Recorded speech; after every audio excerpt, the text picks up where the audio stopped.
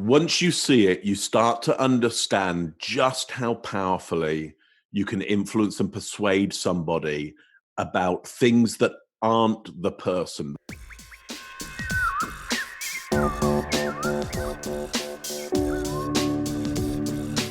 My name is Peter Sumpton, and you're listening to the Marketing Study Lab podcast, the podcast that gives you actionable marketing knowledge, getting you and your marketing in the best possible shape to be the driving force of your business for long-term success. From strategy and tactics to practical application, we've got it all covered. If you'd like to support the show, it'd be fantastic if you could leave a 5-star Apple Podcast review or get in touch. Especially if you have a burning marketing question, I'd love to chat it through with you. Email me, peter@marketingstudylab.co.uk. Or you can find me on LinkedIn. There's a link in the show notes if you can't be bothered searching on LinkedIn. So what are we going to learn, and who's on Marketing Study Lab today?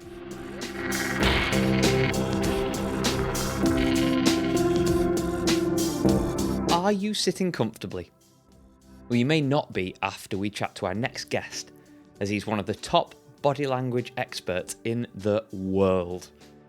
If you were to ever watch a podcast on video, an audio show on video, just go with it. This is the one. The link to the Marketing Study Lab YouTube channel is in the show notes. Give it a watch, as my guest does not disappoint. But who is he? Mark Bowden is a body language expert, keynote speaker, and best-selling author. As a global authority on nonverbal communication, Mark trains people how to use their body language to stand out, win trust, and gain credibility through his company, TRUTHPLANE. The name will become apparent to you later. In this episode, we'll learn a whole host of actionable tips that we can utilise straight away to make our body language impactful in a way that we want to be seen. But before we get into that, I wanted to ask Mark, what does it mean when someone pats their head and rubs their tummy? Pat their heads and rub their, what you mean, like that? And yeah, well, so that's that I would put as cultural behavior, because there's no beneficial reason to ever do that other than somebody said to you, hey, can you pat your head and rub your tummy at the same time? I like it. So yeah, it's a cultural behavior. It's a test. Brilliant. And yeah, I've never seen. It's rather like this gesture that you probably have seen some politicians, probably actually very specifically Bill Clinton. Was renowned for doing the thumb point. Again, that's not a gesture that anybody really does in real life. Mm-hmm. There's no reason to unless you're working a Bic lighter on.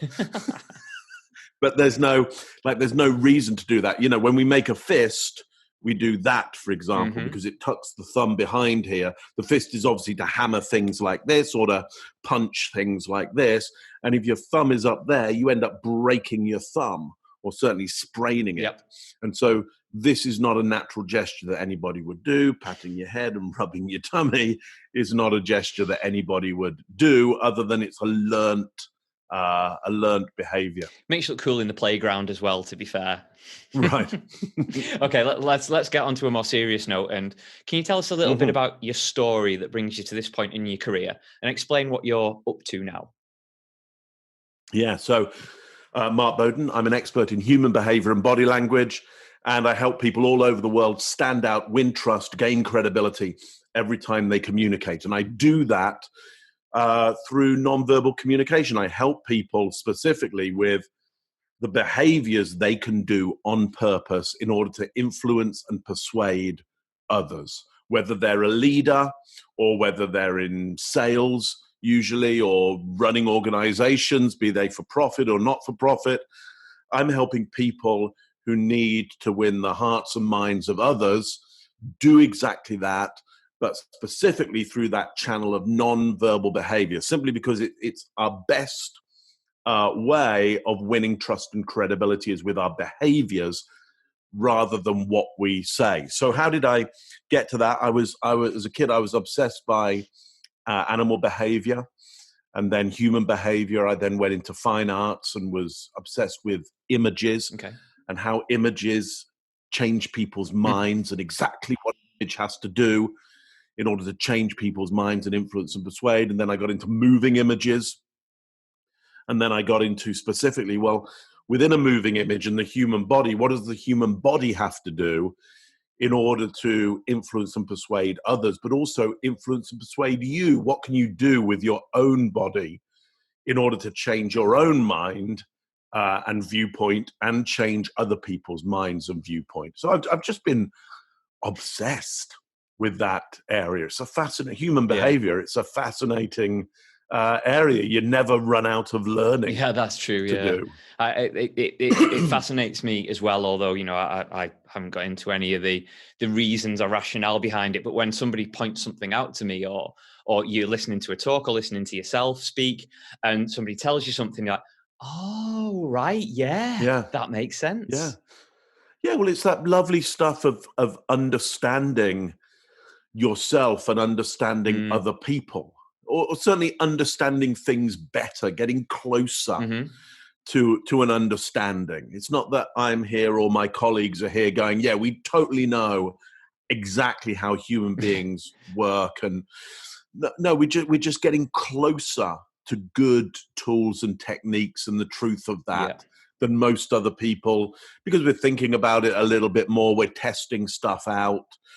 We've got models. We've got simple ways to think about quite complex situations so that we as human beings can handle those situations a little bit better and not get lost in the complexity, and hopefully get stuff done through simple ideas around that. Okay, great. So I'm hoping you can give people some top tips on a few areas that will help them with their body language and looking at other people's body language. So the first thing that I'd like to explore is that when you first meet someone from a business perspective, what body language should we be looking out for? Yeah. So in others, I would just be, let's take a really simple model, which would be, let's just say there's pleasure and displeasure. Okay. They're pleased or displeased, or they're comfortable or uncomfortable. So let me give you let me give you a Duchenne smile, okay, which means that the sides of my mouth turn up, the eyes narrow to make these little kind of wrinkly areas here. And let's see how good you are at reading body language. Comfort or discomfort? That looks discomfort. Yeah, why discomfort? It looks almost forced. Okay, yeah, because I'm having to do it. I'm having to do it on purpose. And in fact, you saw me, go from a very neutral face to this, and you saw my muscles kind of try and move in order to create that. But if I can sustain it for long enough, so I'm going to now try and sustain it for more than 3 seconds. Yeah, now comfort or discomfort? That looks more comforting. It looks like you're in comfort, Yeah, so if I just, again, try and just kind of flash the Duchenne smile at you. Comfort or discomfort? That's definitely discomfort, without a doubt. Right, okay. So look how if we just use this model of comfort and discomfort, it gets a lot easier for you with just these two buckets to go, what would I do with that? So, for example, you're meeting me for the first time, and I show up and I go like that, and your mind goes, and now you're able to consciously go, okay, discomfort. What might that cause you to do? How might you handle this meeting now? So I'm going to think that you're not that interested, that I'm always going to be looking for that cue that you're not interested or you're not that bothered. I'm going to keep looking for that smile or that forced behavior. Okay, so I've biased you now. You've now gone, okay, I'm worried. Mark's not interested. He's disinterested. And now your radar is on for, okay, I'm now on the lookout for more signals to prove my assumption. So understand, you were right to assume discomfort at that moment, but does it mean discomfort forever? And is it anything to do with you? Is it something from a while ago, or something I was thinking, or just I need to get used to you to be comfortable? Yeah. So here's what we're going to do: is we're going to read that as, okay, there's discomfort there, but then we're going to put at the end of it, maybe. I'm going to think there's discomfort, maybe. And so that allows my mind to know, well, this could change. This doesn't mean it's forever. And I can keep looking out also for signals of comfort.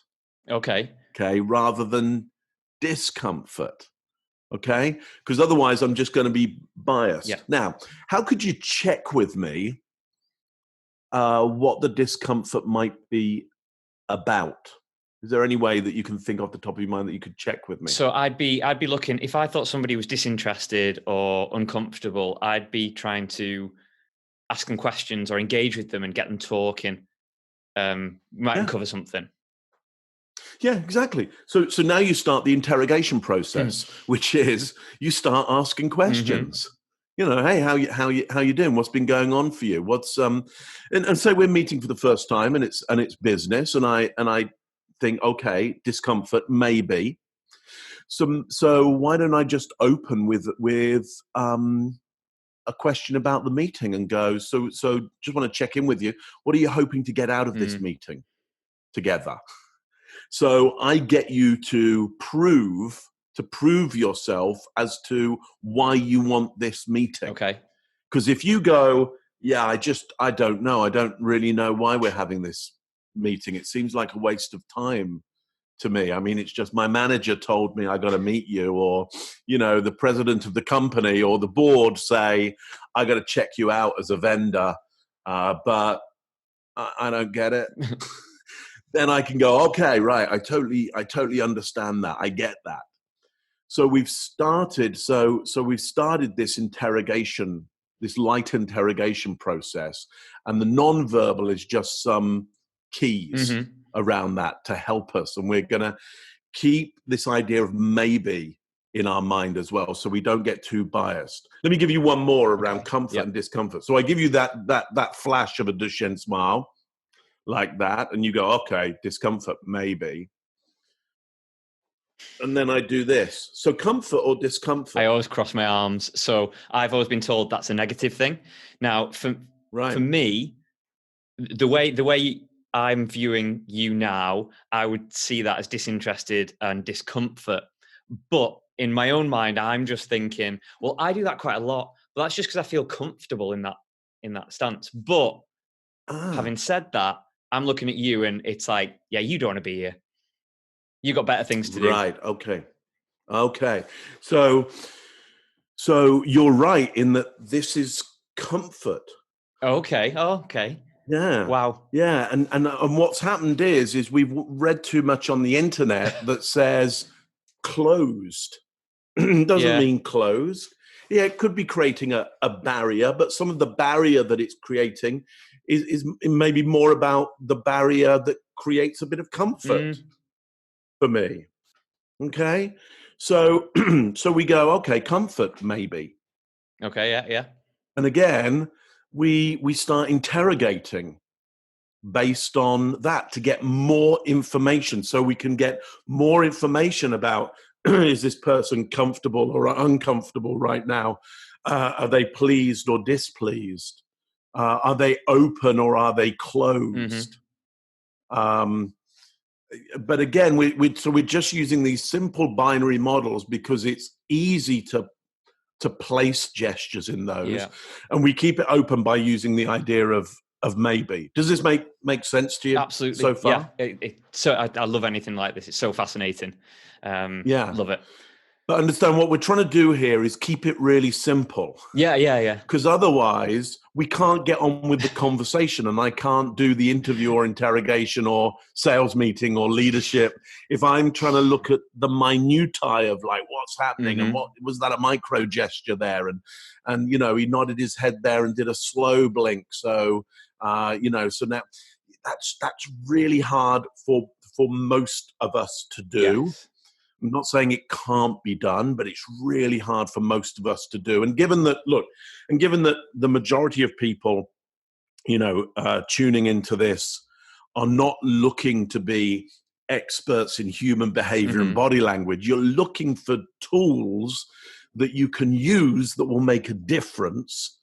I'm going to say to you, look, we don't need to be looking out for, nodding of the head and slow blink and this micro gesture and what moderators or self-soothers is somebody using in the minute. We just need to create simple buckets, simple categories that move us forward, and we can think about and have conversations at the same time. Sure. So let's flip that then. And in terms of, have you heard of Dragon's Den or Shark Tank in America? Yeah. Of course. So somebody walking into a room like that, or any scenario, how would you come across as confident and credible to somebody that you might not have met? Lovely. Yeah. So let's just suggest in those situations, we're looking for people to trust us and see us as credible. And you're right, to be confident in us. Doesn't really matter if we're not confident. They need to be confident in us.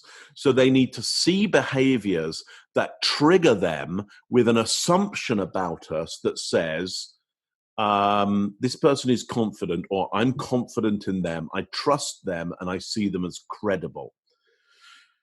So look, people who don't believe that they're in high risk environments, will be more open in their body language. They'll take up a little more space, and they'll especially be open in areas of the body that are high risk areas from attack, from predators. So before I concentrate on, actually, let's go to the larger body mass for a moment. I'm just going to step back. Yeah. Actually, I'm going to lose these headphones for a moment and just step back here.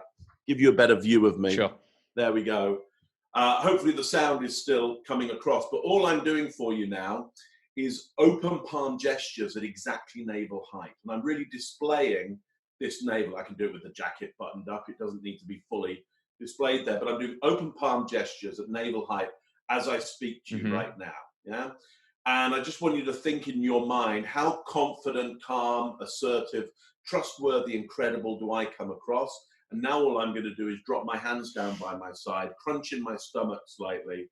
And now how confident, credible, trustworthy do I come across right now? So there's now you can see I'm more minimized now, taking up less space. Now I'm more maximized, taking up more space. But also, in that scenario, I'm giving you open palm gestures, which is a universal signal for no tools, no weapons, nothing in my hands. Nothing to harm you, yeah? And also I'm open at that navel area, what I call the truth plane, the horizontal plane of truth. And that area is very vulnerable. Your center of gravity is there. There's vital organs there that if they get damaged, you're in big trouble. So look, if I'm displaying no tools, no weapons, nothing in my hands to harm you, I'm open at a really vulnerable point on my body, it triggers you with the expectation that I believe there aren't predators in the room, that this is a low-risk environment for us, and therefore an environment of high opportunity. Okay. Yeah, and this happens in a part of your brain that's about 500 million years old. It triggers your instinct around me, and it's very hard for you to countermeasure that triggering. Really hard for you to countermeasure it. So it creates an assumption of Mark is calm, assertive, confident, trustworthy, credible. Now, equally so, if I start to, let me just kind of, I'll go to the upper body, and what I'll do is what we often call turtling, which is I'm now using my shoulders to protect my carotid arteries and windpipe, these are vulnerable areas on the body. Mm-hmm. And I just want you to think about how trustworthy and credible I come across. Well, you're coming across as I've protected that area as cold, and right, and yeah, it doesn't feel right. Therefore, not as credible, I would say. Right. So you've got an assumption. You said Mark is cold, and actually you've used a metaphor. Mm-hmm. You've in order to understand me, you've made me something that I am not, because my temperature didn't change at all. I'm no colder than I was, but your brain went, what can we call Mark so that we can easily handle him? And you said, well, let's give him a temperature. And there's 2 buckets of temperature. He's either hot or cold. We'll make him cold. Mm-hmm. Okay. Now, again, when I open up this area, what's happened to the idea of cold? In your mind? Well, it's disappeared. You look like you're going to say something really interesting. Okay, so you've now got a prediction. Mark will say something interesting.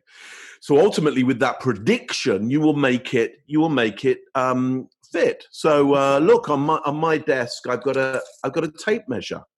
Yeah, Mm-hmm. I've got a tape measure. Yeah, are you optimistic about the tape measure, or are you pessimistic? Massively optimistic about what's going to happen here. Yeah, okay.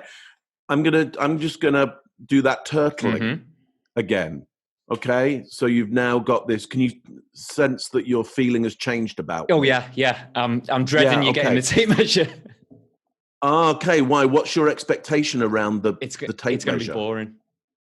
Right.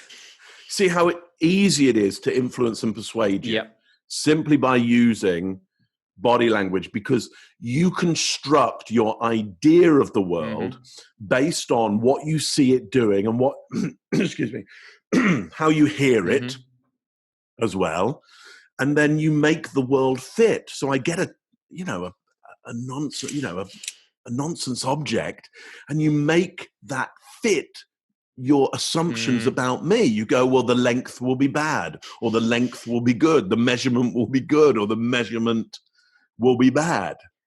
Yeah, and notice how easy it is for me to influence and persuade you around that. So let's just step back a moment. Remember what I did about those open palm gestures at exactly navel height. That's the height that I call the truth plane. And notice what I did around minimizing or dropping my hands down by my side, and also turtling as well, in order to give you that assumption that things aren't going to be so good. I mean, one thing that sprung to mind now was basically that everyone's perception is their reality first and foremost. But and anyone that's listening, you need to see this video, because I mean, it would make a lot more sense.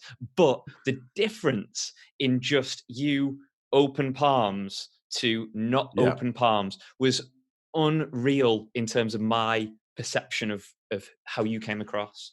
Right. Once you see it, you start to understand just how powerfully you can influence and persuade somebody about things that aren't the person, the things that go with them. Imagine I get out, a document of some, I get out a document of some sort. Yeah. Now, what if I just sustain a Duchenne smile now? That's all I'm going to do. And I know I need to sustain it for more than 3 seconds, okay, for you to start. My guess is you're probably starting to register it about now. And I gave you a little eyebrow raise as well to remind you that you're a friend of mine and we already know each other. And now I'm just going to show you this document, okay? Just going to show you this document. And I've got some numbers in this that I'm going to give to you in a moment. Are you optimistic or pessimistic about the numbers? Massively optimistic. Right. Okay. Now I'm just going to give you a neutral face. Okay. It's just going to be neutral. Okay. I'm trying really not to do anything with my tonality of voice or my face. I'm just keeping it very, very neutral. And I'm just going to show you this document. Okay. And there's some numbers in that, and I'm going to show you those numbers in a moment. Okay. Okay. Are you optimistic or pessimistic? Oh, pessimistic without doubt. I'm going to owe you money at some point. Interesting. Right. So that's interesting because I'm trying to show you nothing, but you've gone to pessimism. When insufficient data, our instinct defaults to negative. Right. If I don't give you some more overwhelming data that says, hey, this is an opportunity, yeah, you just go, well, we can't tell whether this is an opportunity or not. So let's make it, let's catastrophize and make it a really bad situation. Better to be safe than sorry. Okay, yeah, makes sense. Because and the reason I want to tell you that is often people go, well, I don't need to put in any nonverbal data on this. The numbers will speak for themselves, and I'll just go in and kind of neutrally give the news. It's like, no, people will default to negatives. Yeah. If you want people to be negative, sure, give negative nonverbal or give no nonverbal. They're going to go to a negative. In fact, if you give no nonverbal, they'll probably catastrophize. Okay. And go to even worse ideas. If you want people to be positive about stuff, give really clear, positive, nonverbal. Make it unequivocal. Don't leave it to their imagination. Their imagination is designed to default to negatives and catastrophize. Just out of interest, is that sort of what Donald Trump does? When he's gesturing, it's because he's always positive. I know it's more words that he uses, but yes, yeah. So Donald Trump is a brilliant case just because he's doing such a lot of it on purpose in order to influence and persuade. You'll notice he does a lot of stuff up in the passion plane, so that's up at chest height. Sends people's heart rate up, breathing rate up, gets them really excited. He does a lot of gestures that are asymmetrical because that's quite confusing. So, and he does with that a lot of vocal linguistic patterns that we'd often call nested loops, which means they start but they don't finish, and then they start again with something else and they don't finish, and they start again with something else and they don't finish, and then he lays down an instruction, which means that the brain is going, I don't understand. Where's this going? What's going on here? And then there's something really simple, and your brain goes, oh, but I understand that. That's good. Okay, that's good. And you'll notice he'll come to symmetry and sometimes go down what we call his wheel plane, which means into that center area to go. This is true. This is gettable. So action this. So Trump is an interesting character to watch in that. Regardless of what you think of his politics as a communicator, he's pretty good. I mean, he's good enough to win. Yeah. And simple enough to win. So think about the simplicity of it. I mean, let's look at that simplicity of message, because it's interesting for any marketeer to think about simplicity of message. When you think about Trump in his last election, when he last won, what was his message? Well, the message was "Make America Great Again." Yeah. Hillary, who was his competitor. What was her message? I don't know. You don't know, do you? No. Right. Don't know because it wasn't simple enough. Wasn't simple enough. How often did Trump give his message? Yeah, well, he had it on front and center every single time he spoke. He had it on T-shirts. He said it again and again and again and again through multiple medias. Yeah. He didn't just say it once and go, I said it once, so I think people will get it. No, he said it again and again and again and again. Put it on hats. Yeah. Put it on people. Absolutely. Got other people saying it. Now, you may agree or disagree with the message. We're not talking about whether it's a good message or a bad message or useful for a country or people. But what we're saying is, as a piece of communication, it's a great example of, because often people will say to me, is it true you have to repeat the message 3 times? Tell them what you're going to tell them. Tell them tell them it and then tell you it's like, no, you're gonna tell them on a Monday, tell them on a Wednesday, tell them on a Monday at 1 o'clock, at 2 o'clock, at 3 o'clock, tell them via the TV, via the internet, via the packages that they buy, whisper it in their ear, tell their best friend to tell it to them.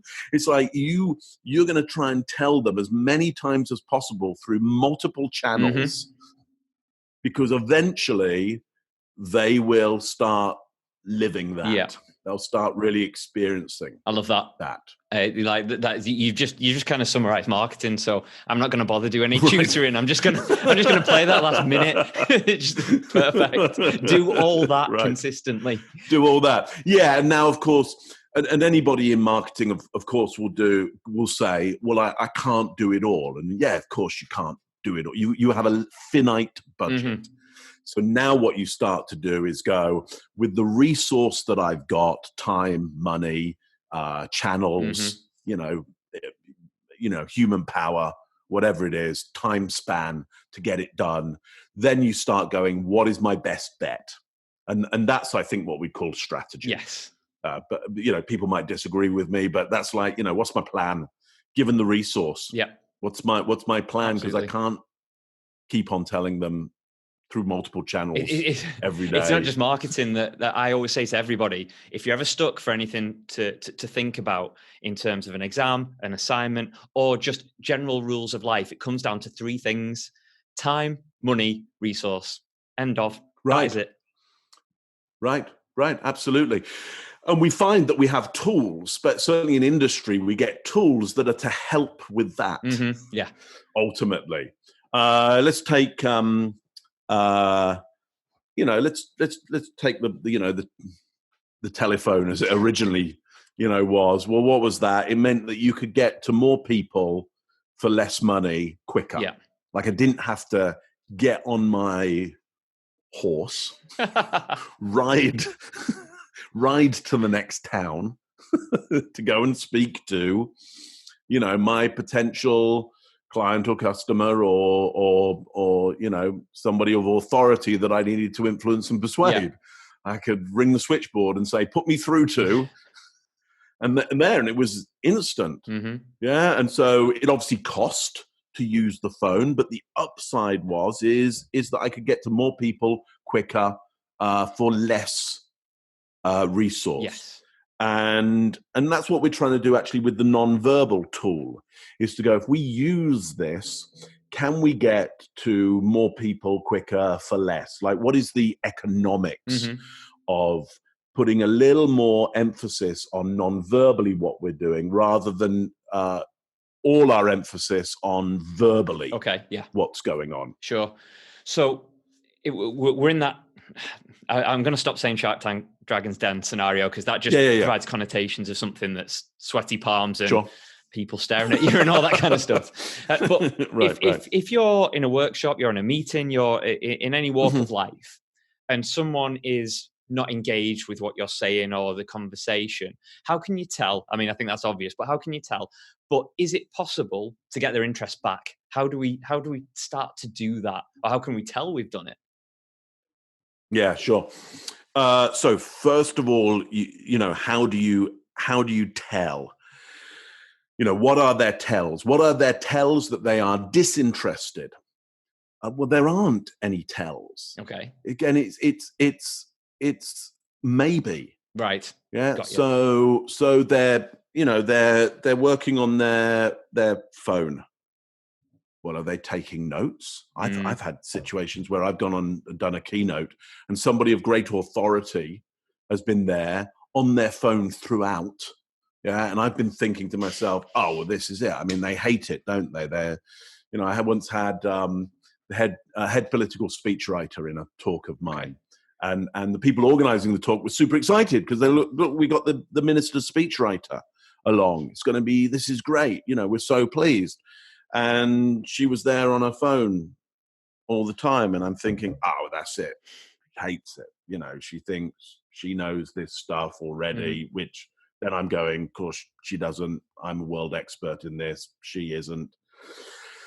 Anyway, she comes up to me after the speech, and I think to myself, oh, here we go. She's going to go, well, this doesn't work for us. And she was like, that was amazing. That was brilliant. I wrote down every word. So, and I'm an expert in this field, and I defaulted to negatives because that's what we do. Yeah. Under stress and pressure, we default to a bunch of negatives. So here's what you're going to do. Whatever those indicators are that you believe to be, they are not interested. Maybe they're looking off to one side. Maybe they're on their phone. Maybe they're looking up at the air. Maybe they're, just breathing out and looking away. And you just go, oh, they're disinterested, maybe. Yeah. Yeah. And then you start interrogating. Okay. You start interviewing. And, if you really want to know, if it's valuable to know, you just go, okay, so I just want to stop here just one moment and get a sense of what's most interesting for everybody about what I'm talking about so far. Okay. Because I want to see whether they go, yeah, nothing. Yeah. Or they go, oh, I'm really into this area here. I want to check. Like, you can't read people's minds. You just think you can. And the really smart ones of us in nonverbal communication know that, and we know what we're trying to do is use some indicators to trigger our questioning. Okay. Or trigger our behaviors around that person so we can get closer to the truth of what's going on in their head. And eventually get them talking to us, giving us clear information. Yes, they could lie, but then we can interview and interrogate that. Yeah. And again, we got to work out how valuable is it. Like, number one, do they matter?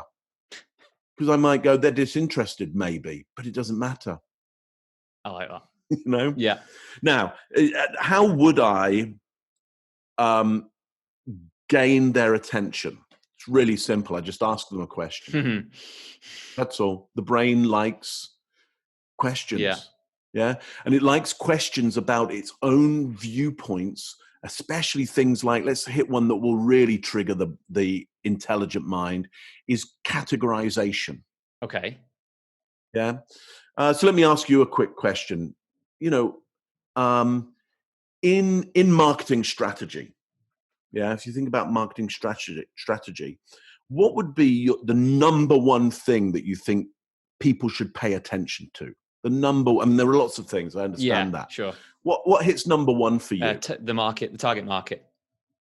Target market. Yeah, lovely. So notice what happened there. When I ask you, give me something that you know about. Yeah. Categorize it. Yeah. And you give me an answer and I just accept. It's not necessarily agree. I just go target market. Yeah, exactly. Yeah. I've engaged you. Yeah. Your brain can't resist it. Like if I say, my guess is you've seen my guess is you've read a bunch of business books in your time. Marketing. My guess is on marketing as well. Yes, yeah? Sure. Yeah. When it comes to marketing business books, what jumps straight to mind for you as the number one? I know there might be a bunch of equals and it's a hard thing to do, but if you had to tell me right now, what's your number one marketing book? What would you tell me? This is Marketing, Seth Godin. Nice. Okay. Yeah, absolutely. So notice you don't get there. No, I'm not going to tell you. No, I'm so disinterested in this. The moment I start to I start to interrogate you, especially with that idea of tell me your top one, your brain engages. Yeah. It's hard for it. But not to. Not only that, what I've learned in doing like day workshops, if you ask a question similar to that, but I didn't put any science behind it, but similar to that, and get people thinking and actually engaging the brain, they're more interested and they're more attentive because they don't want to be that person that gets that question that they don't know. So I better listen because he's asking questions. Right. Also, yeah. Now, here's what I would say: the brain doesn't like questions that it can't know. It can't know that it'll get right. Yeah. Okay. So, for example, what do you think is the app that I use the most on my mobile phone? Well, let's go with LinkedIn. I guess. No, it's not. No, you got that wrong. Okay. It's like how disappointing is that? Yeah, but I'm all in my brain. I'm like, okay, think quicker. What other apps are there? Well, I can't think of an app, but he's on his phone. Is he phoning? What's he phoning? Who's he phoning? Right. You can't possibly get that right. Yeah, and if you did, it would be an accident. Yeah. It's like, well done for having an accident with your brain. Yeah, but if I say to you, okay, let's think about this. What is the most important app for you on your phone? And we know for people in this, if we're in a classroom situation, it may be different for everybody. So it's really about you. Which app do you use the most, or is the most important for you? What's your take on that? Give me an answer. Yeah, well, I'll stick with at the moment. I'll stick with LinkedIn. Yeah. Okay. Good. Yeah. It's good. Good app. So notice how easy that was. Yeah. Far more comforting as well. Far more comforting, because I'm trying to say this is a safe environment for you. If you exercise your brain here, you will get things right, and you will be valued, and your mind will be valued here. And the way it prioritizes and hierarchies will be valued.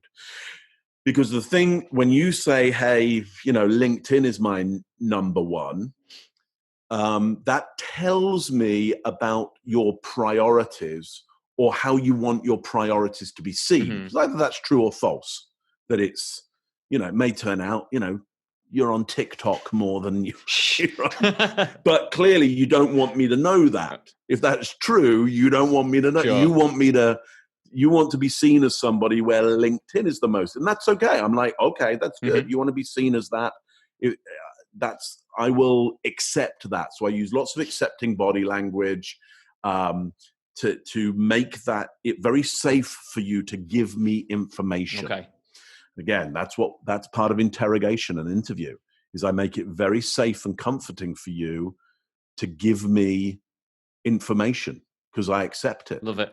Absolutely love it. I could throw questions at you all day about things like this. I find it so fascinating. I could probably answer all day, so that would be okay. Yeah, absolutely. Yeah, and then we've got a 7-hour podcast, which would just be brilliant. We break all records and everything. Yeah, for sure. I'm really conscious of your time, so I always finish with some quickfire questions, which are pretty random. Yeah, go for it. Excellent. So that's great. What's that source of info that you can't live without? Oh gosh. Source of info that you can't live without. I'm going to say my eyes. I don't. I mean, my guess is you were looking for channels. No, not. It can be anything. I like that. But literally, I so like the visual world, and we as humans are so visual. Like there's a massive amount of our brain that's dealing with that visual part. Even if you're blind, you still you still can visualize. I'm going to say that visual. That's cool. Source. If we're looking at the news, I want to see pictures, not necessarily just read. Yeah, that is true. So, what was the last thing you remember Googling? I don't remember the last thing that I was Googling. So the last thing I remember Googling. What was the last thing you looked up online? Oh, it must have been. I had people over for dinner last night, and it was one of those things where I'll Google it, random, and it turned out I got it wrong. Hang on, what was it? Oh, that was it. That was it. There was a discussion as to whether in Star Wars, the white in the on the planet Hoth, the creatures that they ride, I was saying, I think they're banthas. Well, they're not. Those are on Tatooine. They're tauntauns. I was going to say. I was like, no, they're banthas. They're banthas. So I looked it up. Like, no, they're tauntauns. Yeah. You know, it's so weird because somebody messaged me a quiz question that was, who was Boba Fett's dad? And I replied, and then I thought, I better check this because I'm not. I knew it, but I didn't. So I got it right. But again, I didn't because it's Jango Fett. But it's not his dad because he's a clone. So he hasn't got a dad. Yeah, you're right. Though, why was that a trick question? Then do you I think? don't know. He never got back to me, so I'm waiting for it. It's either a long quiz that he's been in for 3 days, or the answer was wrong. So I don't know. But when I find out, I'll let you know. Yeah. That'd be interesting. Okay. That'd be interesting. If you could tell your 10-year-old self one thing, what would it be? Oh, just keep going. Just keep going. Like it. It's the best advice that I've ever had. It was like, just keep on going. Sure. Keep on going. That's cool. Keep at it. Keep at it. Really like it. Yeah. Final 2 questions. First one, is it hard to switch off from analysing body language? Well, we're doing it all the time. Okay, yeah. Unconsciously and consciously. So yes, absolutely, it's hard to switch off. Now, at a really conscious level, can I switch off? Yeah, absolutely, because I'm as lazy as anybody else. I'll walk into a room and sure, I might go, oh, come on, Mark, analyze this. And then part of me will go, oh, don't bother. It's too much work. Just, it'll be okay. Like, what's the problem? Yeah. So really to analyze consciously is a lot of it. It's a lot of work, a lot of effort. I need somebody to pay me, really. It's like I need a check. I like it. And then I'll go, okay, yeah, I'll do it. I'll do it. I'm suddenly engaged. Okay. Yeah, I'm suddenly engaged. Suddenly interested. Okay. Final question. If people want to find out more about you, where should they go? Yeah, so TRUTHPLANE.com, TRUTHPLANE, TRUTHPLANE.com. Just head to there. You will find me, or Google Mark Bowden, body language, and up I'll come. Love it. Mark, thank you so. Look, I just said Google, and my my. Wow, I've been listening all the time. She's been listening all the time. Mark, thank you so much for joining me. It's been an absolute pleasure talking to you today. Thank you so much. Oh, my pleasure. It's been great speaking to you. Happy to come back any time and chat some more.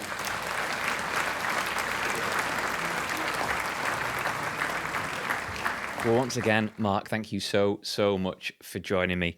I love anything to do with body language and psychology and all those kind of things. So it was a fascinating chat. Really loved it. But if I was to take 3 takeaways from that chat, these would be them. First of all, I love Mark's take on making assumptions about body language and how making these stick subconsciously can cause lasting effects or thoughts that are incorrect. Always be asking, maybe, allowing you to consider the future possibilities that these feelings that you're getting through body language may change from a negative to a positive. Always have an open mind. The second one is probably my favourite of all time, and that's been I've been reading things all wrong in terms of crossed arms. I've been seeing them as a negative. I'm a stickler for crossing my arms, truth be told, and have been told it's defensive, and now we know. It's a sign of comfort. Maybe I was comfortably defensive. Either way, it just highlights how important it is to read and know your audience's non-verbal behaviours. And finally, don't overcomplicate things. It's easy to fall into the trap of overthinking the smallest micro gestures and making them into something they're not. Stick to the obvious, the gestures you can easily recognise that allow you to move the conversation forward in a positive way. So arms folded, I wish you a good day. I actually do have my arms folded, and now you're either thinking about folding your arms, or they're folded as well. I am in your mind.